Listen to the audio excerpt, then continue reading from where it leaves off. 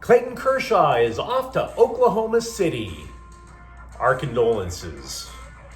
UCLA is seen as a frontrunner for the top quarterback in the transfer portal. We'll discuss if that's a good idea. And USC basketball once again lands a center. Good morning. I'm James. And this is your daily dose of sports and snark for the greatest sports city in the world, Los Angeles. This is the Faithful Angelenos Morning Report. It is April 13, 2025, and welcome back to the Sanctum Sanctorum of LA Sports. It's also Sunday, the Lord's Day. So if you believe as I do, take a moment. Thank Him for the blessings that you have in your life, like LA Sports. And if you like being in the know about LA, clickety-clack the like button. Clickety-clack the subscribe button. There's a notification bell. Hit that. It'll let you know when we drop new content. Sharing is caring. Let people know we exist, and by all means comment. Now, we do have the scoreboard down here to save a little time, but I want to give you guys a little extra note about the Clippers game this afternoon because it's a regular season finale. The Lakers know where they are. They're the third seed, but here is the Clippers' future. Win, and they are at least the fifth seed, possibly the fourth. Lose, and they could fall all the way to the play-in round. So there is a lot happening up in Scum Francisco this afternoon.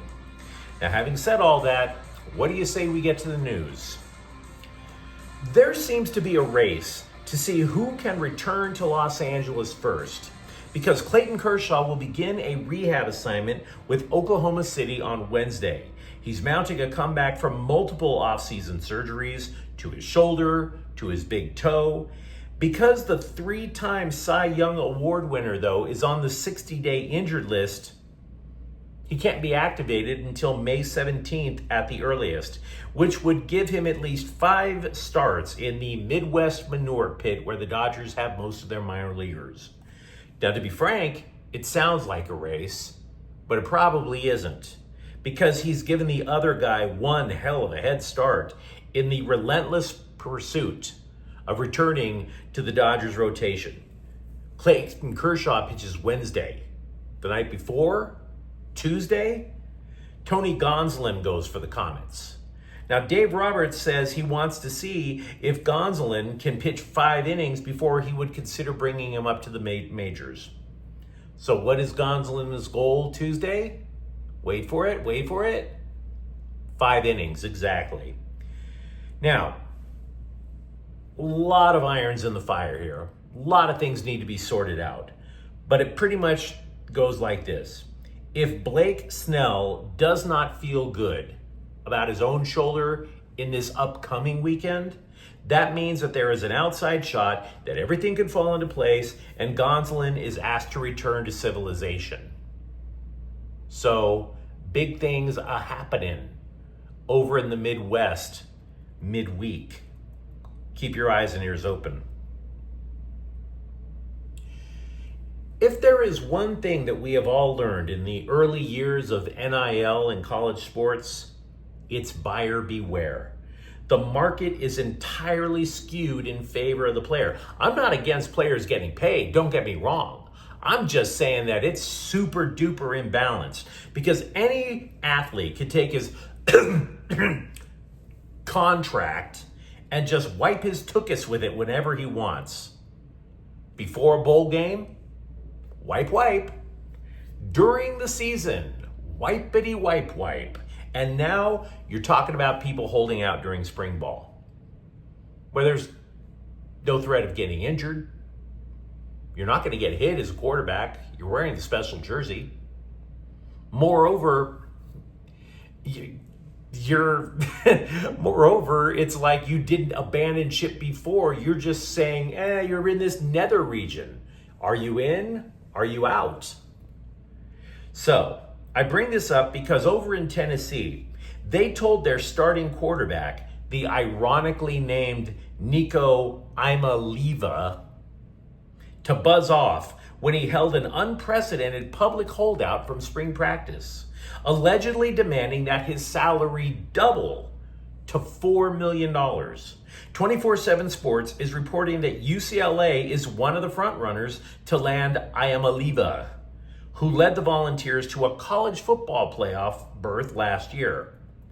Now, there's a question as to whether the Bruins NIL can find enough change in the cushions, but CBSSports.com then turned around and reported that UCLA basketball cobbled together $3 million so that they could land guard Donovan Dart in the transfer portal themselves. And I might add, UCLA was once in the running for Nico's younger brother, Madden Imaliva. Now I want to pause for a moment. I say none of this to amplify rumors of Imaliva coming to Westwood/Pasadena. I'm not saying this to hype a rumor. I'm not trying to bring visions into your brain about, oh, the Bruins are going to immediately be a threat to get to the football playoffs. No. Because there's a number of schools who absolutely would pursue the guy. There could be a bidding war. I bring this up for an entirely different reason. Do you really want the drama that comes with this? Do you? I know you guys want to win football games. I don't dispute that. But Imaliva is a big reason that NIL drama exists in the first place. See, Tennessee wanted the guy so bad that they filed a lawsuit to land him so that they could pay him. And that broke the NCAA enforcement of the amateurism model in the first place. And while the player never aired his beef publicly, relatives did, right? Obviously, the relatives were trying to follow everybody else's lead to pry more money. The school was angered further because Imaliva never said, hey guys, we're just ironing something out. I love Tennessee, can't wait to come back. Instead, he said nothing, which the program rightfully took as a threat. So reports were coming out that he and or his people were just like more. And then finally Tennessee said, to hell with you. Because the deal in Tennessee, it's not like you're renegotiating. It's not like your so-called contract is year to year. The total of Imaliva's contract was $8 million. $8 million, which meant he was getting 2 per year. And that brings us all back to UCLA. Okay? Say the Bruins cut the check for $4 million this year. What about his senior year? When will the next holdout happen? Right? Would it be before his senior year? Would he hold out of a bowl game? Would he hold out of USC versus UCLA? Would he? Would you put it past him? I wouldn't. And as for players constantly holding a gun to the school's head, remember, UCLA's entire freshman class on the women's basketball team just hit the portal. You guys don't think that was a united front for more NIL money? The whole system right now is completely broken. I am not anti-pay the athlete. I'm anti this. Because there's no sense of what you're going to get, not just from season to season, but week to week. Because the hand keeps going out, asking to be crossed with more cash. Do you really want that at UCLA? Tennessee was the first school to take that threat and not cave. Does UCLA football have the stomach for this continuing level of gimme? You tell me. And that's the memo. Now, as for UCLA football players who didn't screw over anyone in Westwood, former Bruins linebacker Carson Schlesinger was labeled as the ideal Plan B in the upcoming draft. In other words, according to CBS Sports, the top linebacker is Jihad Campbell of Texas. But if you would rather avoid a holy war for Campbell, wink wink, Schlesinger is described as essentially the same player, a very reliable tackler who can also blitz. I'm old enough to believe that height makes right in basketball. And if that's the case, it can only help that USC added a 7'3" center in Gabe Dines. Now, what should give you pause, though, at Dines is he's from that blue blood college basketball powerhouse known as Youngstown State. Youngstown State. A school so backwater, I assume players are taught to shoot free throws underhanded and dribble like this.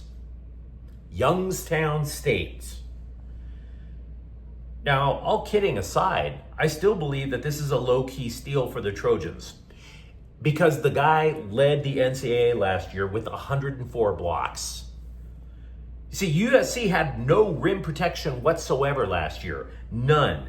Now, a blogger for USC claimed that Dines' coach at Youngstown State would draw up all these plays for him, right? I don't think that matters to Eric Musselman at all.